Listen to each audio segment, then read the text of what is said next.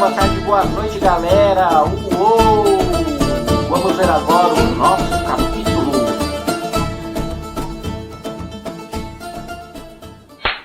Muito bem, o período clássico. Na região da Ática não houve uma significativa invasão dos dórios, né? Um dos povos formadores dos gregos antigos. Então, os povos de lá se juntaram pacificamente, né, num sincretismo cultural, e fundaram a cidade-estado de Atenas. A cidade-estado de Atenas, grande produtora de vinho, de cerâmica e de azeite. Só que era uma sociedade em que a aristocracia, né, a nobreza, conhecida como eupátrida, né, os eupátridas, eles oprimiam o restante da população. Então, nos séculos 7 e 6 antes de Cristo, dois legisladores mudaram um pouco as condições. Assim, gente, esses avanços que eu estou dizendo é para a antiguidade. Se a gente for parar para pensar, na antiguidade, muitos povos acreditavam que os reis eram deuses ou eram enviados dos deuses, filhos dos deuses, e que as pessoas teriam que obedecê-los cegamente. O que eu vou citar aqui sobre Atenas e até Esparta também é um pouquinho de poder decisório para as pessoas, é um pouquinho de direito para as pessoas. Tá? A maioria era oprimido ou escravizado, não tinha direito a nada, mas alguns começaram naquela época,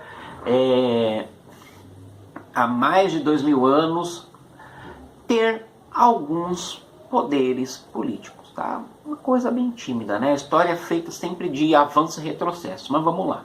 Esses legisladores eram o Drácon e o Solon, né? Drácon, vem daí a ideia das leis draconianas, mas draconiano para hoje parece lei dura, para a época eram coisas boas. A gente tem sempre que fazer uma análise que não seja anacrônica, que não compare as coisas da antiguidade com as da atualidade, né? Então o Drácon, ele foi o primeiro a escrever as leis de Atenas. Por quê? Porque as leis de Atenas, elas eram orais, era só falado de boca. Então o julgamento era sempre favorável aos eupátridas, né, que eram os poderosos de Atenas.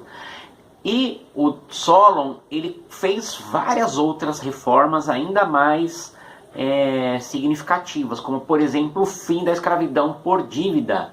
Né? Ninguém que fosse endividado poderia ser escravizado. Já pensou nos dias de hoje, gente? A pessoa ser escravizada por causa das dívidas? Nossa, quantos escravizados iam existir, não é mesmo? Por esses bancos que oprimem as pessoas e fazem elas ficarem cheias de dívidas, não é mesmo? Bom, então ninguém mais poderia ser escravizado por dívidas, então os ectemoros que eram escravizados puderam voltar para as suas terras, tá? Continuando aqui. Vamos lá. Meu teleprompter bugou, só um minutinho, gente. Ei, beleza. Ó, bota a telinha verde aí, telinha verde. Quando dá uma coisa errada. Vamos lá. Voltando, recapitulando. Então, o Solon criou, por exemplo, uma classificação censitária entre as pessoas de Atenas. Assim, vamos pensar, uma pessoa hoje ter uma condição social por causa do poder financeiro que ela tinha, é muito ruim, né? O poder financeiro que ela tem.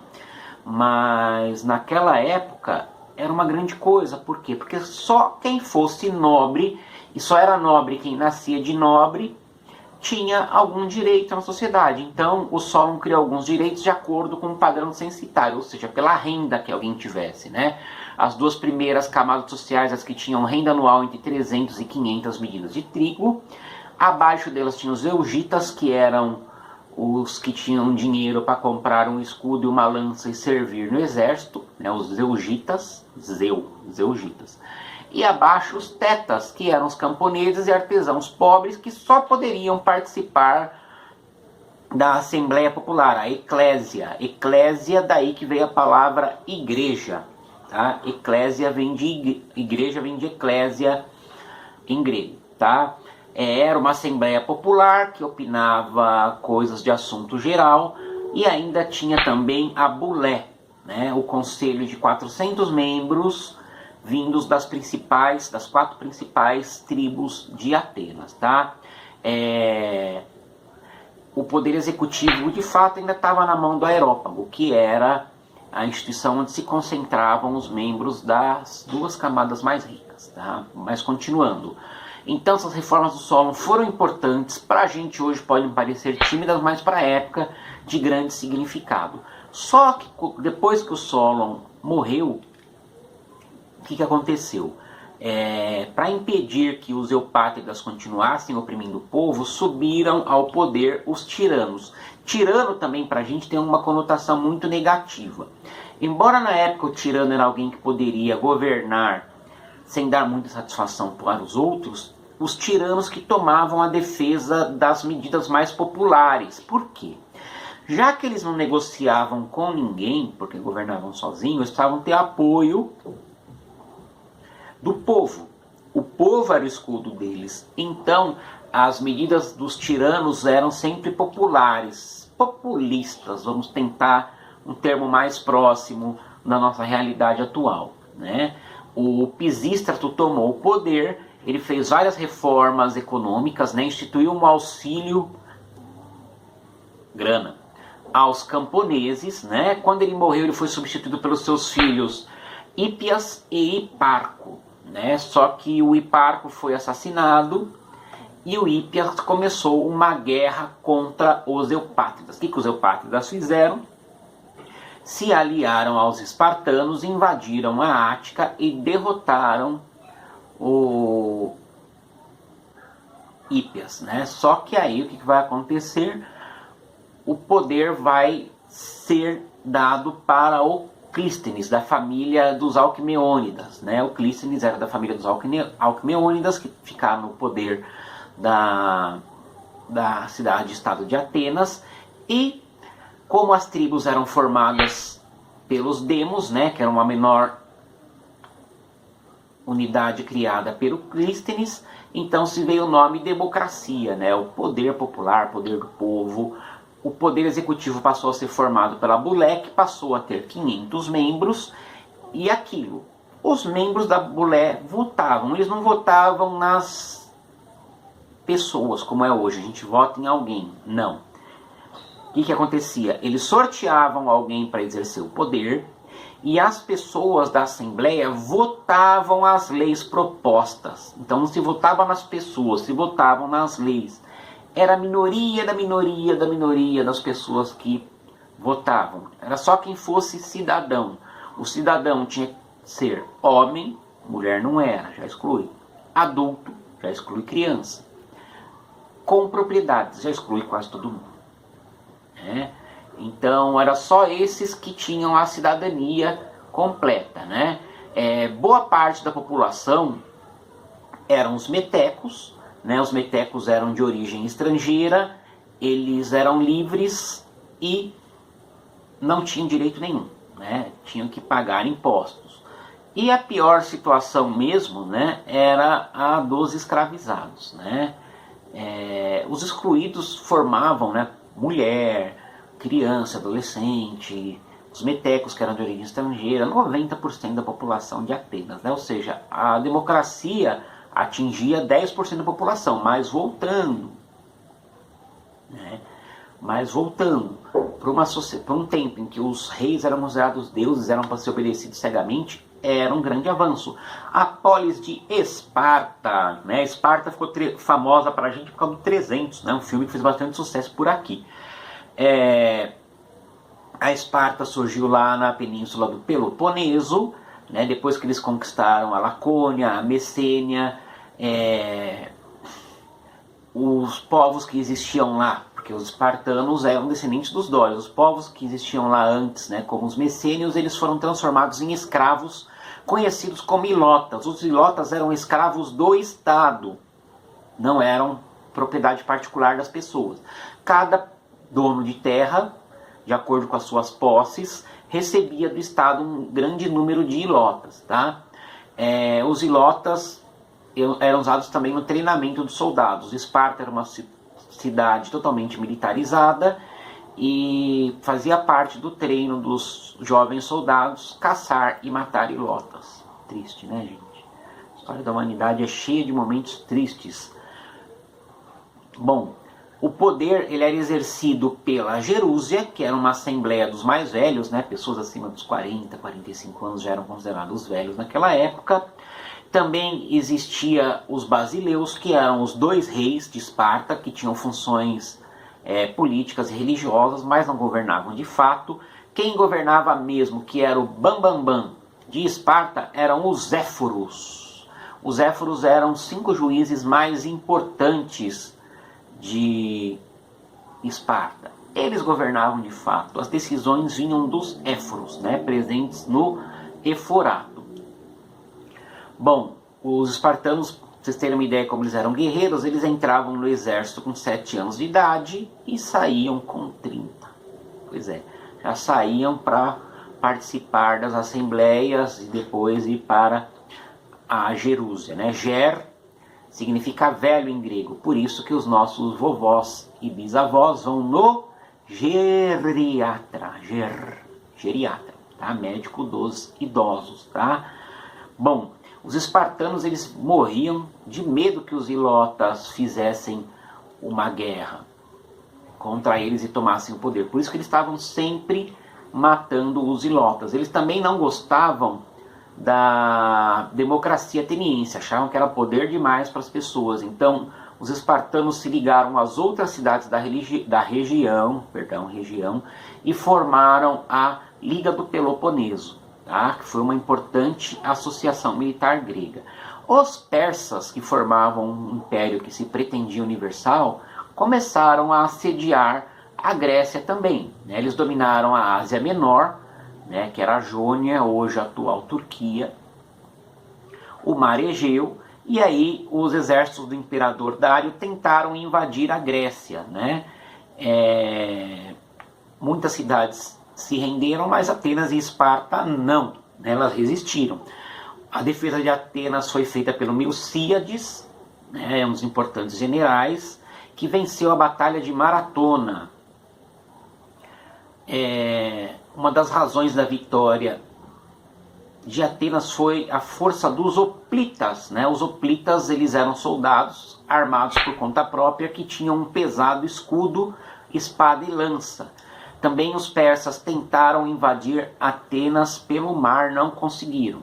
E aí veio o Xerxes. O Xerxes conquistou mais territórios ainda e tentou uma nova invasão à Grécia 10 anos depois da primeira.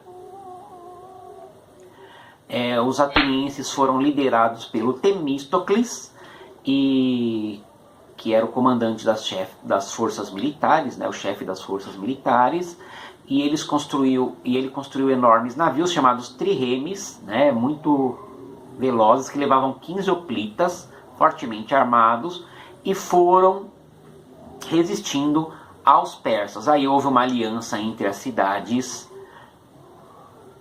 gregas, principalmente Esparta, Atenas e Corinto,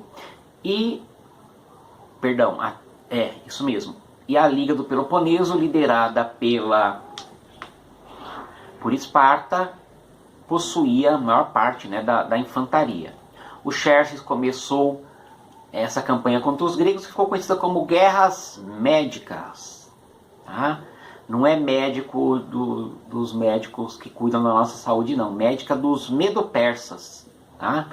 Os persas eram formados inicialmente por um povo chamado de medos. Então eram medo-persas, por isso guerras médicas. Bom, 10 anos depois, o Xerxes tentou outra vez invadir a Grécia. Lá que houve a famosa Batalha das Termópilas, em que o historiador Heródoto narra a invasão dos persas à Grécia, que foi contida por 300 bravos guerreiros de Esparta, liderados pelo rei Leônidas. O que aconteceu na verdade, né? O Leônidas não foi autorizado pelos éforos, que eram quem governava de verdade Esparta. Então ele pegou 300 homens da sua guarda pessoal e foi lá por um estreito, os posicionou de forma a derrotar 10.000 persas. Assim, Historiadores de hoje veem que houve um exagero, não eram tantos persas nem tão poucos gregos, mas era sim um número desproporcional. A derrota dos espartanos serviu para que os gregos se unissem, né? Os gregos, além dos problemas com os persas, tinham vários problemas entre eles também. E aí tem o filme 302, nessa Batalha das Termópilas foi o filme 301. E aí teve o 302 que mostra a Batalha de Salamina, né? Uma batalha naval em que os persas foram derrotados. E ainda assim eles tinham invadido Atenas e destruíram a cidade. Bom, os persas foram derrotados de novo na Batalha de Plateia. Outra batalha importante vencida pelos gregos foi a Batalha de Mycale. E com essas vitórias, né, as colônias gregas do Mar Egeu e da Ásia Menor voltaram, né, a ser dominadas pelas cidades da Grécia mesmo, né? Então as colônias que estavam dominadas pelos persas voltaram a ser dominadas pelos gregos, principalmente por Atenas. Então Atenas foi ficando cada vez mais forte porque fundou a Liga, né, ou Confederação de Delos. Por quê? Porque as cidades que pertenciam a essa liga, elas depositavam 460 talentos de ouro por ano para um fundo para sustentar essa liga, e era depositado na ilha de Delos, né? Por isso que era Confederação de Delos, e com isso Atenas se fortaleceu bastante, né? Atenas era a maior potência marítima do Mediterrâneo e a cidade mais rica, por isso que nós vamos ver futuramente, principalmente no governo do Péricles, né? Vocês conhecem o Péricles, né, galera? No governo do Péricles, essa riqueza de Atenas vai proporcionar muita estrutura, muitas obras de arte, muita coisa feita com ouro, tá? Quando o Efialtes, né, ascendeu no poder de Atenas, né, como novo líder da democracia, ele aperfeiçoou essa democracia, diminuindo o poder do Areópago, que era onde estavam os eupátridas, né, a nobreza, a aristocracia, e aumentou a atuação da Bulé, que era o Conselho dos 500, e da Eclésia, que nós já vimos que era a Assembleia Popular. Então, o Efialtes, esse nome eu acho um dos gregos mais difíceis de falar, Efialtes. O Efialtes foi assassinado, e aí veio o governo do nosso querido Péricles, Periclão, olha ele aí. Bom, o Péricles grego, né, vamos parar de brincadeira, o Péricles grego, ele permitiu que os zeugitas que tivessem um pouco mais de renda entrassem no ar contado, né, o que irritou bastante os eupátridas, e a Bulé agora sorteava os seus membros. O escravismo em Atenas subiu muito nessa época. Os escravizados geralmente eram pessoas que nasciam filhas de escravos, infelizmente, prisioneiros de guerra ou estrangeiros que fossem condenados por crimes. Só que ser escravo era uma condição comum na época, eu sei, por mais triste que possa parecer pra gente. Mas ser escravo era uma coisa comum na antiguidade. E inclusive os escravizados de Atenas serviam como polícia, olha só. E também participavam das obras, né? O governo do Péricles, ele não só deu essa equilibrada de poder, né? Deu uma reforma política, mas também, como eu falei há pouco, contribuiu muito para a estrutura da cidade, para obras de arte, para literatura, enfim, né? E todos os cidadãos participavam da democracia ateniense, mas como eu falei lá atrás, quem fosse realmente cidadão, que era a minoria. Mas enfim, perto da experiência política dos outros povos, a experiência política de Atenas foi bem significativa e bem progressista, né, em termos de antiguidade. Beleza, galera? Respondam as 5 perguntinhas do formulário. Até a próxima aula. Uou!